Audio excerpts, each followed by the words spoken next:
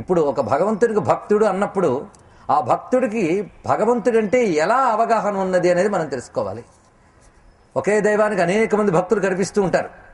దేవాలయానికి వచ్చిన వాళ్ళందరికీ మైకుల్లో భక్తులారా అని ఒకటే సంబోధన, కానీ అందరూ ఒక్కరాని భక్తులు ఉండరు. అందులో ఎలాగో ఖాళీగా ఉన్నాం కదా, నమస్కారం పెట్టిస్తే పోలే, మంచి జరుగుతుందేమో, జరిగితే పుచ్చుకుందాం అనుకునే భక్తులే చాలా ఎక్కువ రకాలు ఉంటూ ఉంటాయి.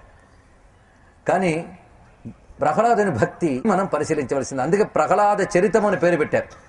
పరాశరుడు ఒక కొత్త శైలిలో దీన్ని చెప్తున్నారు.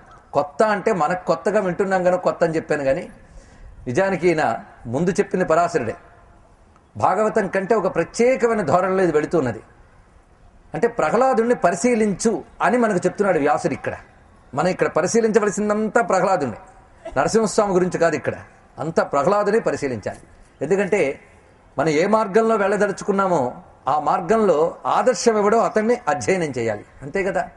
భక్తి మార్గం మనకు కావాలి అంటే దానికి ఆదర్శం ప్రహ్లాదుడు. ఆ ప్రహ్లాదుడు ఎలా దర్శిస్తున్నాడు?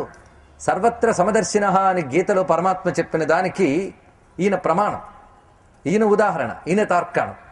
అందుకు ఆ సర్వత్రా సమదర్శి, ఆ సమంగా అంతటా ఉన్నవాడిని చూస్తున్నట్ట. ఎవరైనా అంటే నారాయణుడు. సర్వత్రా నారాయణ్ణి చూడగలుగుతున్నాడు అతను. అందుకే ఎన్ని రకాల హింసలు పెట్టినప్పటికీ కూడా అతని యొక్క విష్ణు దృష్టి చేత అతను రక్షింపబడుతున్నాడు. ఎప్పుడైతే అగ్ని యందు అతన్ని పడవేసినప్పుడు కూడా రక్షింపబడ్డాడో ఆశ్చర్యపోయేట హిరణ్యకశిపుడు.